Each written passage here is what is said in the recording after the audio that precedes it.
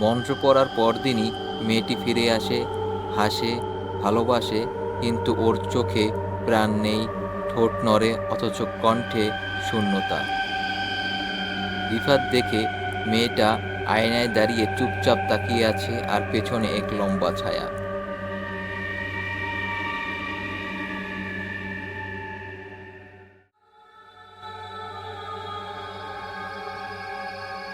তৃতীয় রাতে সোহানকে পাওয়া যায় ছাদের পাখায় ঝুলন্ত অবস্থায়। মুখ মুখ থেতলে গেছে, চোখ খোলা, আর দেয়ালে রক্ত দিয়ে লেখা ছিল, আমি ওকে ডেকেছিলাম কিন্তু এসেছিল অন্য কেউ।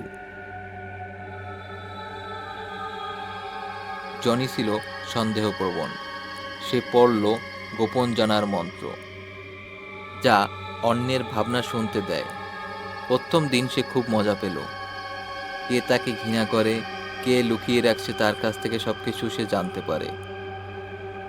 কিন্তু দ্বিতীয় দিন থেকে সে কিছু অদ্ভুত শব্দ শুনতে শুরু করে, যেগুলো ছিল চেনা নয়, মানুষের নয়, বরং অন্য কিছুর।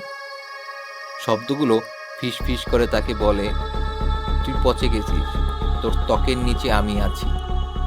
জনি আয়নায় দাঁড়িয়ে নিজের গলা কাটার চেষ্টা করে। রক্তে ভিজে যায় পুরো ঘর। তার পাশে বইটা খোলা, পৃষ্ঠায় লেখা ছিল, সব জানলে মানুষ পাগল হয়, আর অমানুষ তারা গলে পড়ে ছায়ায়। মারুফ চায় টাকা, ক্ষমতা আর নাম।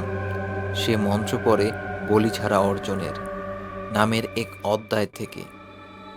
মন্ত্রটি বলে, এক নিরীহ প্রাণ দাও, ফিরিয়ে নাও তোমার ভাগ্য। রাতে সে গলির কুকুরকে হত্যা করে। পরদিন থেকেই টাকা আসতে থাকে, কন্ট্রাক্ট আর লটারি জেতার সম্ভাবনা।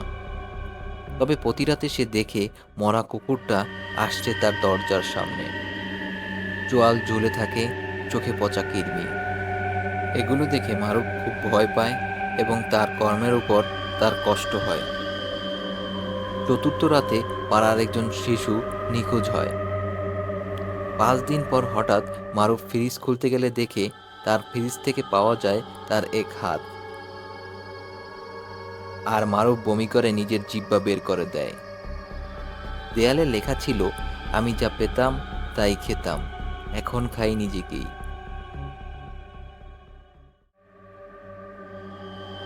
তুহিন ছিল নিঃসঙ্গ, চুপচাপ, একটু ভীতু প্রকৃতির। সে পড়ে ছায়া বন্ধুর মন্ত্র। একটি আত্মাকে ডেকে আনা যায় বন্ধুত্বের জন্য। রাতে সে মোম জ্বালিয়ে সেই মন্ত্রটি পড়ে ছায়াকে ডাকে। প্রথমে সব ভালোই ছিল। তুহিন হাসে আর বলে, ও আমার সাথে কথা বলে,